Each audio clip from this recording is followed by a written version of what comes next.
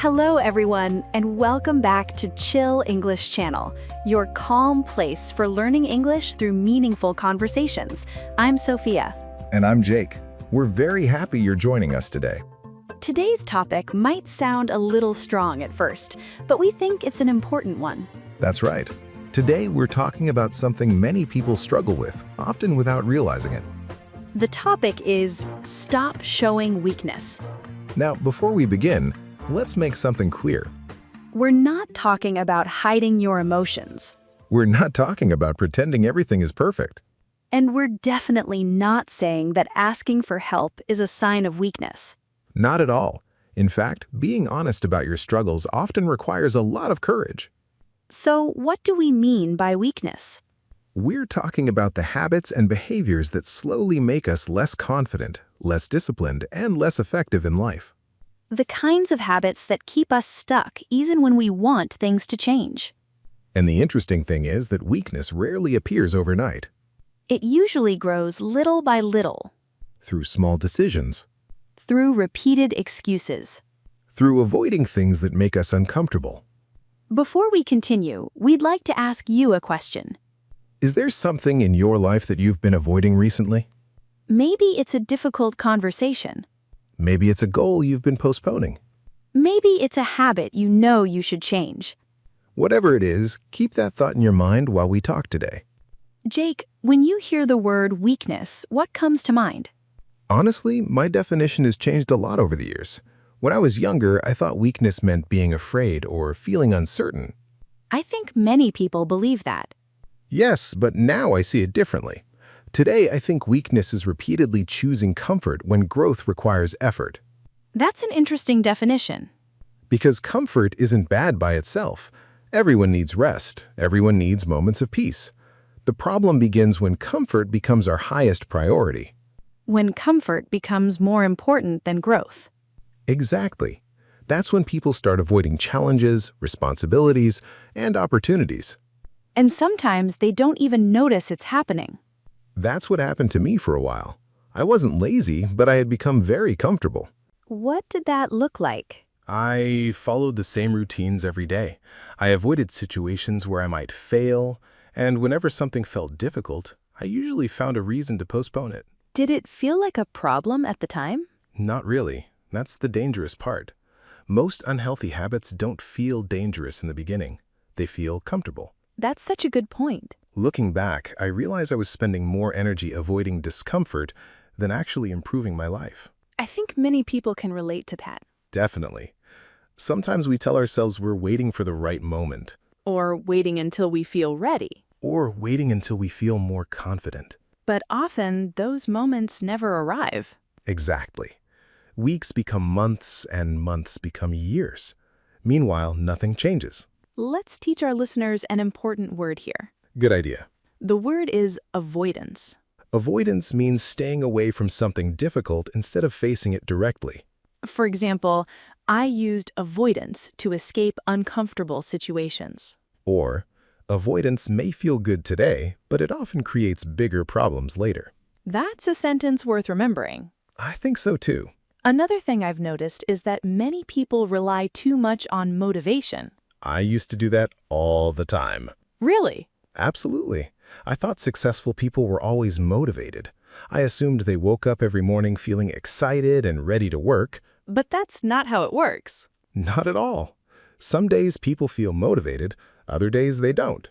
The difference is that disciplined people continue taking action anyway. That's an important distinction. Because motivation is temporary, it comes and goes. If you depend on motivation for everything, your progress becomes unpredictable. Let's teach another useful word. The word is discipline. Discipline means doing what needs to be done, even when you don't feel like doing it. For example, discipline helped her stay focused on her goals. Or, success often depends more on discipline than motivation. That's one of the most valuable lessons I've learned. And once you understand that lesson, you begin to see weakness in a completely different way. Because you realize that weakness is often not a lack of talent or intelligence. It's usually the result of habits that slowly move us away from growth. And one of those habits is far more common than most people realize. Before the break, we talked about how weakness often develops through small habits rather than dramatic failures. That's right. And one of the most common habits is something almost everyone does from time to time: What's that? making excuses. That's an uncomfortable topic. It is, but I think it's important because excuses can sound very reasonable. That's true. Most excuses don't sound like excuses when we're making them. Exactly. They often sound like explanations. Can you give an example? Sure.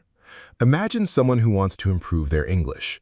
They might say, "I'm too busy right now," or "I'll start practicing when I have more time." Those statements sound completely reasonable. Sometimes they are, but if the same explanation continues for months or years, it may not be an explanation anymore. It may be an excuse. I think that's an important distinction. Strong people and weak people both face obstacles. The difference is often how they respond to those obstacles. In what way? One person looks for solutions. The other person looks for reasons why nothing can be done. And over time, that difference becomes very significant. Absolutely, because our mindset influences our actions, and our actions eventually shape our lives. Let's teach our listeners an important word. Good idea. The word is obstacle. An obstacle is something that makes it more difficult to achieve a goal. For example, financial problems were a major obstacle. Or, every obstacle taught him something valuable. That's a useful word because everyone encounters obstacles in life. Definitely. The question isn't whether obstacles will appear. The question is how we respond when they do. Another habit that can make people appear weak is constantly blaming other people. That's a big one. Why do you think people do that? Because blame feels comfortable. If everything is someone else's fault, then we don't have to take responsibility. Responsibility can be uncomfortable. Very uncomfortable sometimes. It forces us to examine our own choices and behaviors. But it also gives us power. Exactly. That's what many people miss. Responsibility doesn't just create pressure, it also creates control. Explain what you mean. If I blame everyone else for my problems, then I'm basically saying that my future depends on other people. That's true. But if I accept responsibility for my actions, then I can start making changes immediately. I really like that perspective. Me too. It changed the way I approach challenges. Did there come a moment when you realized you were blaming things outside your control? Definitely. I used to blame circumstances for almost everything. I blamed lack of time, lack of opportunities, and sometimes even bad luck. And what changed? I started asking a different question. Instead of asking, "Why is this happening to me?" I started asking, "What can I do about it?" That's a powerful shift. It really is. The second question focuses on action instead of frustration. Let's teach another useful word. The word is responsibility. Responsibility means accepting that your actions and decisions have consequences. For example, taking responsibility helped her grow as a person. Or, responsibility often creates opportunities for improvement. That's a sentence worth remembering. Definitely. You know, another sign of weakness that people rarely talk about is the inability to handle criticism. That's interesting. Because everyone says they want to improve. But improvement usually requires feedback. Exactly. And feedback isn't always comfortable. Sometimes it can be difficult to hear. Very difficult, especially when someone points out a mistake we've made. How did you handle criticism when you were younger? Honestly, not very well. I often became defensive. I think many people can relate to that. When someone criticized me, I immediately wanted to explain myself. I wanted to prove that I wasn't wrong. That's a natural reaction. It is. But eventually, I realized that being defensive was preventing me from learning. Because you were protecting your ego instead of listening. Exactly. That's not always easy to admit. No, it isn't. But growth often begins when we're willing to hear things we don't necessarily want to hear. Of course, not all criticism is useful. That's true. Some criticism is unfair, inaccurate, or simply unhelpful. So, how do you know the difference? I try to focus on whether there's something I can learn from it. Even if the criticism is delivered poorly, there may still be a valuable lesson hidden inside it. That's a mature way of looking at it. It's something I'm still learning. I think we all are. The truth is that strong people aren't people who never receive criticism. They're people who know how to learn from it. That's a great point. And the same idea applies to failure. Ah, failure. That's something many people fear. Including me. Really? Absolutely. For years, I was afraid of failing because I thought failure would make me look weak. But eventually, your perspective changed. It did. I started noticing that most successful people had failed many times before achieving anything meaningful. That's often true. The difference was that they didn't allow failure to define them. They treated it as information. Exactly. They treated it as feedback. Let's teach another useful word. The word is resilience. Resilience is the ability to recover from difficulties and continue moving forward. For example, failure helped him build resilience. Or, resilience grows through challenges. I love that sentence because it reminds us that resilience isn't developed during easy times. It's developed during difficult times. That's right. Every challenge gives us an opportunity to become stronger. Assuming we're willing to learn from it. Exactly. Another thing I've noticed is that many people confuse confidence with strength. That's a very common misunderstanding. Why do you think that happens? Because confident people often appear strong from the outside. They speak clearly, make decisions quickly, and seem comfortable in difficult situations. But appearances can be misleading. Very misleading. Some confident people are strong, but some are simply good at appearing confident. So, what's the difference? Real strength isn't about looking confident, it's about keeping your principles when things become difficult. That's deeper than confidence. Much deeper. Confidence can disappear when circumstances change. Character tends to remain. That's an important distinction. It really is. Because if your strength depends entirely on feeling confident, you'll struggle whenever doubt appears. And doubt appears in everyone's life. Even the most successful people experience doubt sometimes. So maybe strength isn't the absence of doubt. I don't think it is. I think strength is continuing to move forward despite doubt. That's a powerful idea. And once you understand that, you begin to see weakness differently as well.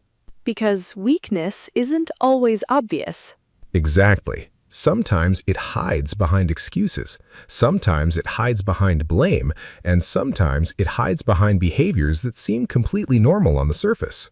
In fact, one of the most damaging examples of that is something people do every day without even noticing. So far, we talked about the hidden forms of weakness that often go unnoticed. That's right. And one of the most common examples is something people do almost every day. What is it? Seeking comfort all the time. That's interesting because comfort doesn't sound like a bad thing. It isn't. Comfort becomes a problem only when it starts controlling our decisions. Can you explain that a little more? Sure. Imagine someone who always chooses the easiest option available. They avoid difficult conversations, difficult tasks, and difficult challenges. At first, that might seem harmless. Exactly. In the short term, it feels good. It reduces stress and allows you to stay in familiar situations. But over time, there's a cost. A very big cost. You stop developing new skills, you stop building confidence, and eventually you begin doubting your ability to handle challenges. Because you've spent so much time avoiding them. That's right. Strength grows through resistance, not comfort. That reminds me of something I once heard. What's that? Someone said that every time we avoid a challenge, we teach ourselves that we're not capable of handling it. That's a powerful idea. And the opposite is true as well. Exactly. Every time we face a challenge, even a small one, we gather evidence that we're stronger than we thought. Let's teach our listeners an important word. Good idea. The word is capability. Capability means the ability or skill needed to do something successfully. For example, she discovered capabilities she never knew she had. Or, challenges often reveal our true capabilities. That's a great sentence. I think so too. Another habit that can make people appear weak is constantly seeking validation. That's becoming increasingly common today. Why do you think that is? Because we live in a world where feedback is everywhere. Social media, comments, likes, opinions, people are constantly judging and evaluating each other. And it can become addictive. Very addictive. Some people begin measuring their value based on how much approval they receive from others. That's a difficult way to live. It really is, because no matter how much approval you receive, it never feels completely enough. And people's opinions change all the time. Exactly. If your confidence depends entirely on other people's approval, your confidence will always be unstable. So where should confidence come from? I think the strongest form of confidence comes from keeping promises to yourself. That's interesting. Think about it. When you tell yourself you're going to do something and then actually do it, you build trust in yourself. Just like trust in any relationship. Exactly. The relationship you have with yourself works in a similar way. The more promises you break, the harder it becomes to trust yourself. And the more promises you keep, the stronger your self-respect becomes. Let's teach another useful word. The word is validation. Validation means approval, recognition, or acceptance from other people. For example, he constantly looked for validation from others. Or true confidence does not depend entirely on validation.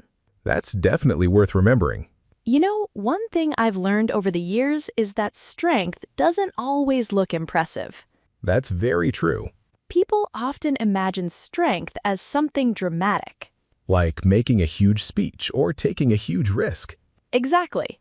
But real strength is often much quieter than that. What do you mean? Sometimes, strength is waking up early when you don't feel like it. Sometimes it's staying calm during a difficult conversation. Sometimes it's admitting that you made a mistake. Or taking responsibility instead of making excuses. Exactly. Those moments may not look impressive from the outside. But they build character on the inside. And character matters much more than appearances. I completely agree. Looking back now, what's the biggest lesson you've learned about strength and weakness? Honestly, I've learned that strength isn't something you suddenly achieve one day. It's a process. Exactly. It's built through hundreds of small decisions. Every time you choose responsibility over excuses, courage over avoidance, or action over procrastination, you become a little stronger. And weakness works the same way. Unfortunately, yes. Weakness is also built through repetition. The habits we practice every day eventually become part of who we are. That's why small choices matter so much.